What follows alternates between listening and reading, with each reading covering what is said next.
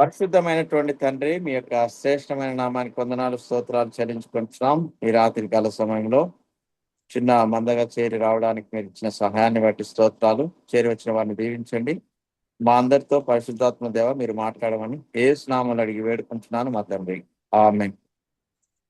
ఈరోజు ప్రార్థన కోసం వచ్చాం కదా, అందుకోసమని అపోస్తులైనటువంటి పౌలు గారు ఫిలిప్పీలకు రాసిన పత్రిక 4వ అధ్యాయము 4వ వచనం చదువుకుందాం. ఎల్లప్పుడూ ప్రభువునందు ఆనందించుడి, మరలా చెప్పుదును ఆనందించుడి. ఎల్లప్పుడూ ప్రభువునందు ఆనందించుడి, మరలా చెప్పుదును ఆనందించుడి. ఇక్కడ ఈ దైవజనుడు యేసుక్రీస్తు ప్రభు వారి యొక్క దైవజనుడు చాలా గొప్ప కార్యాలు చేయకముందు అనేక విషయాల్లో జ్ఞానం కలిగినటువంటి వ్యక్తి ఈ పౌలు.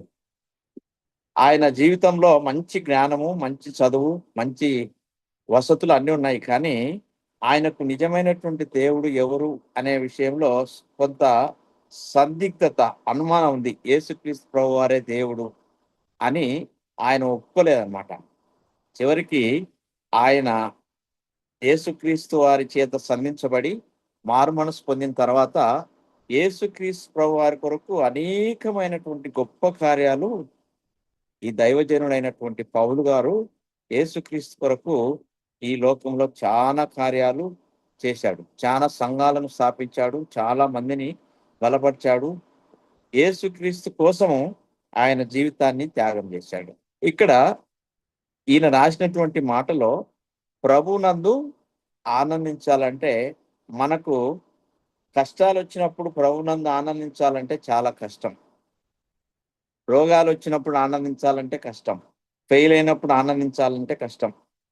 సరైనటువంటి పరిస్థితులు మనకు అనుకూలించకపోతే ప్రభునందు ఆనందించాలంటే కష్టం.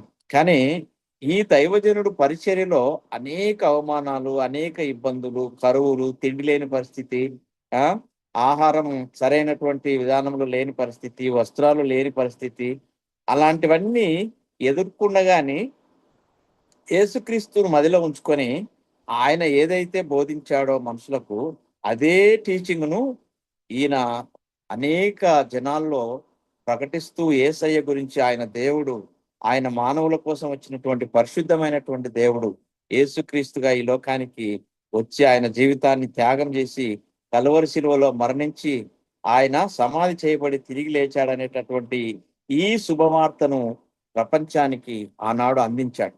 అయితే ఈ క్రమంలో ఆయనకు అనేకమైనటువంటి ఇబ్బందులు ఎదురైనాయి. అయితే అన్నిట్లో కూడా నేను దేవుని యందు ఆనందిస్తున్నాను అనేటటువంటి మాటలను ఆయన ఇదే అధ్యాయంలో 11, 12 వచనాల్లో చెప్తాడనమాట.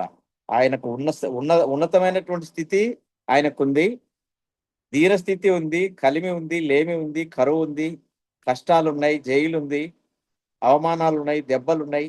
అసలు అన్నిటిలో ఆయన పాలు పొందుతూ ఉన్నాడు. కానీ అయితే బాధ కలిగినప్పుడు ఆయన ఎవరిని జ్ఞాపకం చేసుకుంటున్నాడు?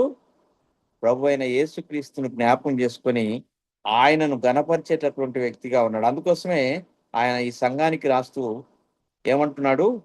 ప్రభువునందు ఆనందించాలి.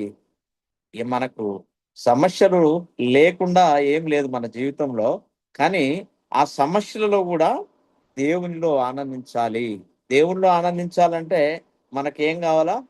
యేసుక్రీస్తు మీద నమ్మకం కావాలా. యేసుక్రీస్తు మీద నమ్మకం ఉండాలంటే మనం ఏం చేయాలా? దేవుని వాక్యాన్ని ధ్యానించాలా, దేవునితో మాట్లాడుకోవాలా. దేవునితో సంభాషించుకుంటున్నప్పుడు ఆయన వాక్యం ద్వారా ఏం చేస్తాడు? మనల్ని సమాధానపరుస్తాడు. 5వ వచనంలో ఏమంటాడంటే, మీ సహనమును సకల జనులకు తెలియబడనీయుడి, ప్రభు సమీపంగా ఉన్నాడు, దేనిని గూర్చి చింతపడకుడి, కానీ ప్రతి విషయములోనూ ప్రార్థన విజ్ఞాపముల చేత కృతజ్ఞతాపూర్వకంగా మీ విన్నపములు దేవునికి తెలియజేయడి. దేనిని గురించి చింత పడవలసినటువంటి అవసరం లేదు. ఈరోజు వర్షాలు లేవు కదా, ఆంధ్రప్రదేశ్లో వర్షాలు లేవు. భారతదేశంలో అక్కడక్కడ భారీ వర్షాలు వస్తున్నాయి, అక్కడక్కడ అసలు వర్షాలు కొన్ని ప్రాంతాల్లో లేవు. అంటే ఇప్పుడు మనం ప్రార్థన చేయడానికి వచ్చాం. మనకు వర్షాలు లేవని దిగులుంది. కానీ ఈ దైవజనుడు ఏమంటున్నాడు? చింతపడొద్దు వర్షాలు లేవని. కానీ యేసుక్రీస్తు దగ్గరికి వచ్చి కృతజ్ఞతాపూర్వకంగా ఆయనకు ఏం చేయాలంట? విజ్ఞాపన చేసుకోవాలా, విన్నవించుకోవాలా, చెప్పుకోవాలా. యేసుక్రీస్తు ప్రభువారికి మనము మన విషయాలన్నిటినీ ఎంతగా చెప్పుకుంటామో అంతగా ఆయన విని మన ప్రార్థనలన్నిటికీ ఆయన జవాబిస్తాడు, సమాధానాన్ని ఇస్తాడు. కాబట్టి దేని విషయంలో ఉద్యోగం రాలేదని, లేకపోతే ఆ మనకు రావాల్సినటువంటి సంపద రాలేదని, లేకపోతే పంటలు రాలేదని, పిల్లలు లేరని, పెళ్లి కాలేదని, ఉద్యోగాలు లేవని, లేకపోతే అనుకున్నటువంటి ఉద్యోగం రాలేదని, లేకపోతే అనుకున్నటువంటి ఆ ఆ గోల్ను అచీవ్ చేయలేదని బాధపడకుండా దేవుని సన్నిధిలో ఏం చేయాలా?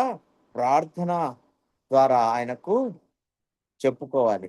ఈ చెప్పుకోవడంలో ఆయన మాట్లాడుతున్నటువంటి మాట ఏందంటే, కృతజ్ఞతాపూర్వకంగా ఆయనకు తెలియజేయాలి మన విన్నపాలు అని రాస్తా ఉన్నాడు. కాబట్టి అప్పుడు దేవుని యొక్క సహాయం మనకు అందించబడుతుంది అని 7వ వచనంలో అంటాడు. ఫిలిప్పీలకు రాసిన పత్రిక 4వ అధ్యాయం 7వ వచనంలో, అప్పుడు సమస్త జ్ఞానముకు మించిన దేవుని సమాధానము యేసుక్రీస్తు వలన మీ హృదయములకును మీ తలంపులకును కావలి యుండును. చూడండి, మన హృదయాలలో ఉండేటటువంటి ఆలోచనలు దేవుని మీద ఆధారపడుతున్నప్పుడు యేసుక్రీస్తు ప్రభువారే ఆయన సమాధానాన్ని అనుగ్రహిస్తాడు, మనకు తలంపును కలుగజేస్తాడు. మంచి తలంపులు మన హృదయంలో కలుగజేసి మన కోరికలు ఏవైతే ఉన్నావో వాటిని ఆయన నెరవేరుస్తాడు.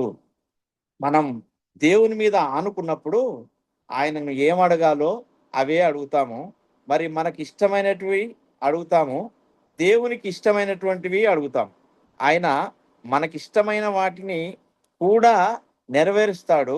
అవి దేవునికి మహిమకరంగా ఉంటేనే, లేకపోతే అవి నెరవేర్చడు. నువ్వు అడిగే కోరిక ఆయన యేసుక్రీస్తు ప్రభువాన్ని ఘనపరిచేదిగా ఉంటే ఖచ్చితంగా నీ యొక్క విల్లును ఆయన విన్న గౌరవించి దాన్ని అంగీకరిస్తాడు. నీ సంతోషము ఆయన సంతోషంగా భావిస్తాడు. కొన్ని వాటిని నీ సంతోషం కోసము ఆయన అనుగ్రహించేటటువంటి దేవుడుగా ఉన్నాడు. ప్రియమైనటువంటి దేవుని బిడ్డలారా, మనం ఎన్ని విషయాలలో కొదవ కలిగి ఉన్నా అన్ని విషయాల గురించి ప్రార్థన చేస్తాం. ప్రార్థన చేసి ఆయన ద్వారా, యేసుక్రీస్తు ద్వారా మనం అన్నిటిని ఏం చేసుకుంటాం? పొందుకుంటాము. మనం ప్రార్థన చేస్తాము వర్షం కోసము, పంటల కోసము, పశువుల కోసము, ఉద్యోగాల కోసము, సంతానం కోసము, సంఘం కోసము, సమాజం కోసము, దేశం కోసము, రోగుల కోసము ప్రార్థన చేస్తున్నప్పుడు ఆయన ప్రార్థన విని ప్రతి విషయంలో మనకు సహాయం చేస్తాడు. ప్రతి విషయంలో మనకు దీవెనకరమైనటువంటి ఆలోచన అనుకరించి, ఎప్పుడు ఆయన మనల్ని స్వస్థపరచాలో అప్పుడు, ఎప్పుడు మనం ఇల్లు కట్టుకోవాలో అప్పుడు ఆయన చిత్తానుసారంగా అన్నిటినీ నెరవేరుస్తూ ఉన్నాడు. ఆయన చిత్తంలో ఉన్నటువంటి దానిని మనం కనుక్కోవాలంటే మనకేం కావాలా? ప్రార్థన కావాలి. వాక్యమైనటువంటి యేసుక్రీస్తు ప్రభువారు మనకు తెలిసి ఉండాలి. ఆయనకు మనం చెప్పుకున్నప్పుడు యేసుక్రీస్తు ప్రభువారు బైబిల్ వాక్యాన్ని చదువుతున్నప్పుడు ఆయన వాక్యం ద్వారా మనతో మాట్లాడి మన అవసరతలు ఆయన గుర్తించి ఏం చేస్తున్నాడు? మన కోరికలను, మన ఆలోచనలు ఆయన సఫలీకృతము చేస్తాడు. కాబట్టి మనము వినయ విధేయత కలిగినటువంటి వ్యక్తులుగా ఉన్నప్పుడు ఆయన మన ప్రార్థనను అంగీకరిస్తాడు. తగ్గింపు స్వభావం కలిగినటువంటి వారి ప్రార్థనను అంగీకరిస్తాడు. ఇతరుల మేలు కోరేటటువంటి వారి ప్రార్థనను ఆయన అంగీకరిస్తాడు. ఇతరుల కోసం మనం చేసే ఒక మంచి ఆలోచనను ఆయన అంగీకరించి, పౌలును ఏ విధంగా అయితే అనేక మందికి వెలుగుగా, దీవెనకరంగా ఈ సంఘానికి ఏ విధంగా ఉంచాడో, మనల్ని కూడా అలా అనేక మందికి వెలుగుగా ఈ లోకంలో ఉండాలని, సంఘానికి, సమాజానికి, కుటుంబానికి దీవెనకరంగా ఉండాలని యేసుక్రీస్తు ప్రభువారి యొక్క కోరిక అయి ఉంది, ఆయన ఇష్టం అయి ఉంది. కాబట్టి ప్రియమైనటువంటి దేవుని బిడ్డలారా, మనం ప్రార్థన చేయడానికి వచ్చాం కాబట్టి కృతజ్ఞతాపూర్వకంగా ఆయనకు విన్నవించుకున్నప్పుడు ఖచ్చితంగా ఆయన తగిన సమయంలో మన ప్రార్థనలన్నిటికీ జవాబును అనుగ్రహిస్తాడు. ఇటీవల ఒక సహోదరి 15 సంవత్సరాల నుంచి ప్రార్థన చేస్తుందంట. దేనికోసం ప్రార్థన చేస్తున్నాం అంటే, మా ఆయన అవుట్ సోర్స్ ఎంప్లాయీగా ఎలక్ట్రిసిటీ బోర్డులో పనిచేస్తా ఉన్నాడు. ఒకరోజు హార్ట్ అటాక్ వచ్చి డ్యూటీలోనే చనిపోయాడు. ఏదో ఉద్యోగాన్ని కల్పిస్తామని వాళ్ళు చెప్పారు గవర్నమెంట్ వాళ్ళు గానీ, అవుట్ సోర్స్ అయినటువంటి కారణం చేత ఇంతవరకు నాకు సమాధానం లేదు అని ఆ సహోదరి చెప్తూ వచ్చింది. అప్పుడు ఆ సహోదరికి మనం అంటే ధైర్యం ఉండే మాటలు చెప్పాలి గదా! "ఏం లేదమ్మా, దేవుడు నీ ప్రార్థన అంగీకరిస్తాడు. తప్పకుండా నీ కోరిక నెరవేర్చబడుతుంది. నువ్వు ప్రార్థన చేస్తూ ఉండు. దేవుడు ఖచ్చితంగా నీ ప్రార్థనను అంగీకరిస్తాడు" అని ఆ అమ్మాయికి చెప్పడం జరిగింది. ఈరోజు ఒక సీఈ గారితో మాట్లాడితే, "స సార్ ప్రాసెసు ఆ అబ్బాయిది ప్రాసెస్‌లో ఉంది. ఖచ్చితంగా ఉద్యోగం ఇస్తాము" అని 15 సంవత్సరాల తర్వాత ఉద్యోగాన్ని మళ్ళీ తిరిగి ఇస్తా ఉన్నారు. అంటే ప్రార్థన యొక్క విలువ చూడండి. ఆ సహోదరి పట్టు వదలకుండా యేసుక్రీస్తు ప్రభువారికి ప్రార్థిస్తూ ఉంది, ఏడుస్తా ఉంది, ఉపవాసం ఉంటా ఉంది. దానిని దేవుడు ఎప్పుడో ఎప్పుడు సమాధానం ఇచ్చిండగుదు ఆయన? ఎందుకు ఆయన ఇంతగా లేట్ చేశాడు అని నేను అనుకున్నప్పుడు, అప్పుడు ఆమె కుమారులు చిన్న పిల్లలుగా ఉన్నారు. మరి దేవుడు ఎందుకు ఆమెకు ఇవ్వలేదో తెలియదు. కానీ ఇప్పుడు ఆ పిల్లోళ్ళు ఐటీఐ చేశారు. వారికి ఉపయోగపడే విధంగా ఈరోజు ఆ ఉద్యోగాన్ని కుమారునికి అనుగ్రహిస్తా ఉన్నాడు. అంటే దేవుని ఆలోచన చూడండి ఎలా ఎలా ఉందో. ఎవ్వరికీ అదే దేవుని తలంపనమాట.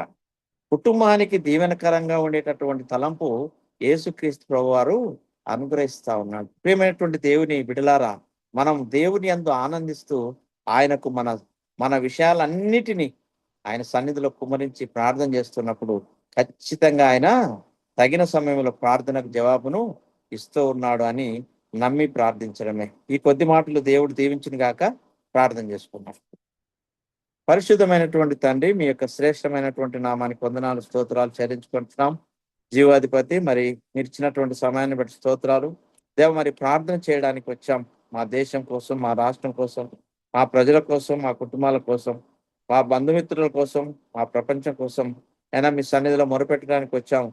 దయతో కనికరం చూపించి మా ప్రార్థనలు అంగీకరించమని, అయినా మరి చేరి వచ్చిన బిడ్డలందరినీ దీవించమని యేసు నామములో అడిగి వేడుకుంటున్నాను మా తండ్రి. ఆమేన్.